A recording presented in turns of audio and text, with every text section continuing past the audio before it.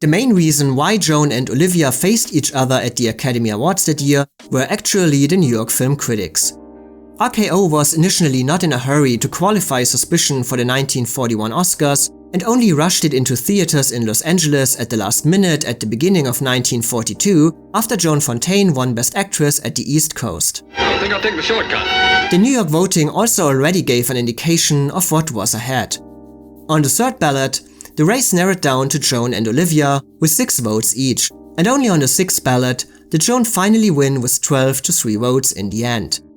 Decades later, Olivia said in an interview that she lost the Oscar to Joan by 1 vote. But there was obviously no way that she could know this, so maybe she was referring to the voting in New York. Or, as with many other things about their relationship, fact and fiction just got mixed up. And so, Olivia and Joan saw themselves nominated at the Oscars together. For Olivia, the acclaim was especially satisfying as she felt that it confirmed her status as a leading lady in Hollywood. Because a lot of people like Melanie, a lot of people preferred Melanie to Scarlett. So he had to find a means of protecting Scarlett. The success of that film depended on it. So he decided he must have got Jack Warner's permission to do this, to list me not as a star, which I was, but as a supporting actress.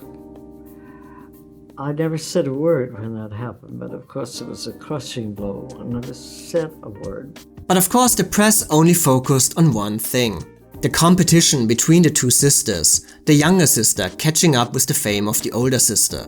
This was the major topic in all news outlets. But who would actually be the winner was a different matter. Third Avenue girl in the Major League at last.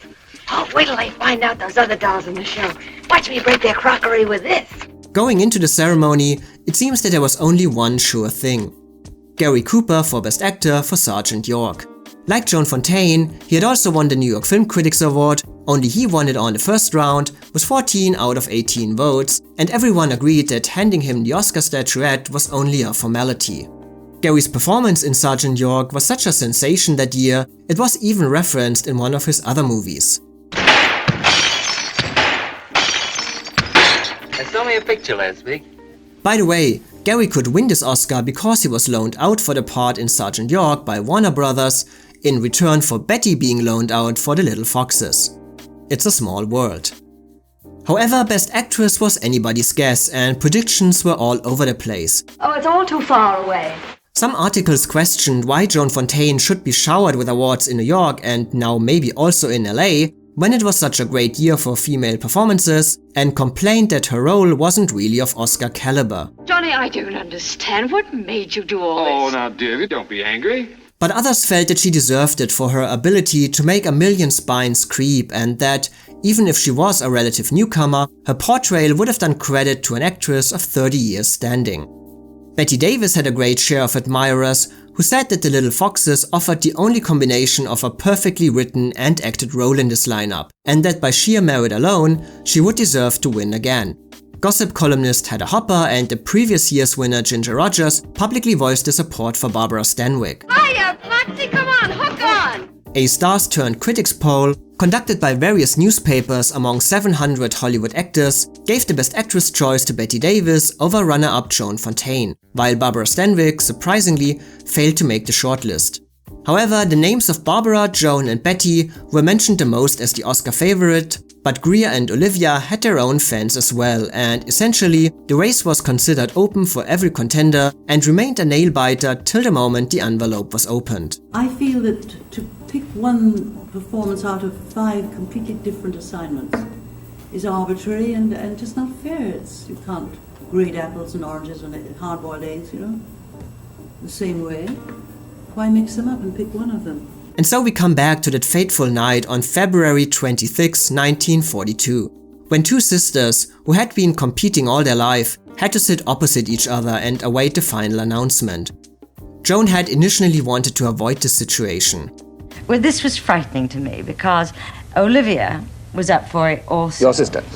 And I never expected to get it. Had I not got it for Rebecca, I thought it silly to think of it for Suspicion because they weren't comparable to me. And I was making a picture called The Constant Nymph. And Olivia called me that day, as did the head of the Screen Actors Guild, Jean Herschelt, and said, "You are coming?" I said, "No, I can't. I've got to get up at 5 in the morning. I'm going to be on the set until 6:30 tonight. I couldn't begin. I haven't any clothes to wear or anything else." So Olivia, and we were supposed to be enemies at this time, which is so ridiculous, brought a seamstress over and several lovely gowns that she had purchased for me, tried them on the set, and did all that. It was so sweet and so wonderful of her. Joan would later say, "I was appalled that I had won over my sister." And this might even be true. She was very honest in her recognition of the fact that Olivia had always been much more dedicated than her when it came to acting, much more disciplined and ambitious, and so it felt wrong to win the award when she had so far achieved rather little compared to her. I don't belong in your sort of world, for one thing. So, how did she win? And even more than that, how did she become the only performer ever to win an Oscar for a Hitchcock movie?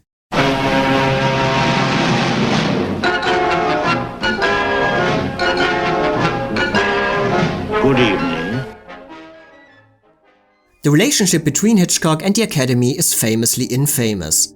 Nominated for Best Director 5 times, he never won an Oscar himself, and his movies were also often ignored. All his movies overall won 7 Oscars and received 9 acting nominations in total. And yes, that is shockingly low. There is obviously no sense going into the reasons for this in detail. You can sum it up by saying that Hitchcock's movies are just not what the Academy usually goes for. A mix of comedy and suspense, dark sexual undertones and murder are just not what Oscar voters wanted to see during his peak in Hollywood, instead embracing more wholesome or prestige or message-driven productions. It's therefore not surprising that Hitchcock's biggest impact in Hollywood happened right at the beginning when his first American movie, Rebecca, won for Best Picture. Because in this case, there was the excitement of Hitchcock coming to the US, the campaigning of David O. Selznick just 1 year after Gone with the Wind, and the fact that Rebecca is a prestige adaptation of a famous novel, less concerned with violence, but rather a dark gothic love story, something that the Academy could tolerate. But even then, it won only 1 other Oscar beside Best Picture and left empty-handed in 9 more categories, including for 3 of its performers. And as just mentioned, actors performing in Hitchcock movies did not fare better at the Academy than Hitchcock himself. Almost all of the most famous performances in his movies were ignored by the Oscars completely. Maybe because Hitchcock was famously never too concerned with his actors.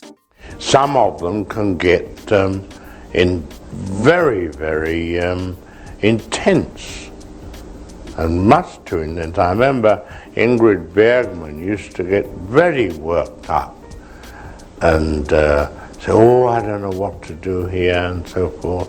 And I used to say to her, "Ingrid, it's only a movie." Walt Disney had the right idea. If he didn't like the actors, he tore them up. On the set, you know, that they know it all, and in a way they're children. I regard them all as children. I think I said, I was accused of calling actors cattle, and I said that I would never say such an unfeeling, rude thing about actors at all. What I probably said was that all actors should be treated like cattle. So, how did Joan overcome this stigma? Well, there can be a couple of reasons, some connected to Hitchcock and some connected to her overall career. First, with Suspicion coming 1 year after Rebecca, she simply had the advantage of giving the Academy a perfect chance to make up for her previous loss. Ginger Rogers was a popular winner in 1940, but almost all outlets agreed that, if anyone was close to her, it must have been Joan Fontaine.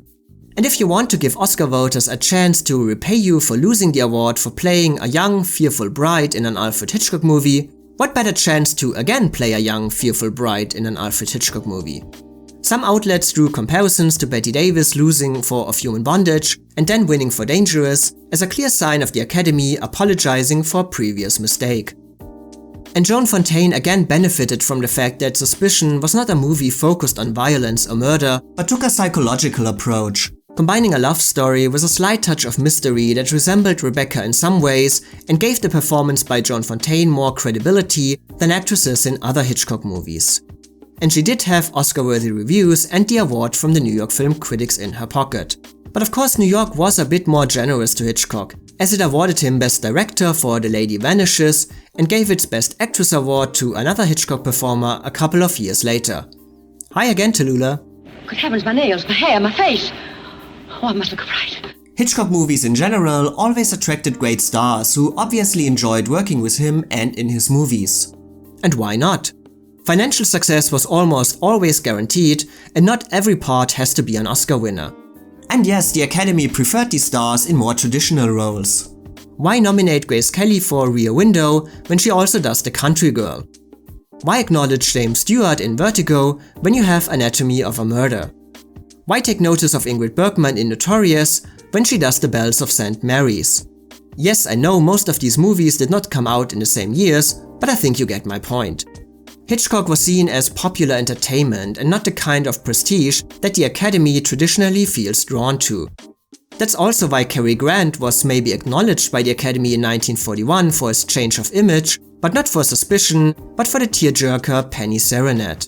But there were some cases where now you could have gotten actors that wouldn't do it then. Was it Gary Cooper that you wanted for a part? And scary films were considered sort of third-rate in those days when you first started. I think it was Gary Cooper you wanted for one part. Yes, I wanted him for Foreign Correspondent, yes. And later he said, I wish I had made that, but it was sort of beneath the dignity of certain big stars. I don't think they could visualize what the film was going to be like, you see.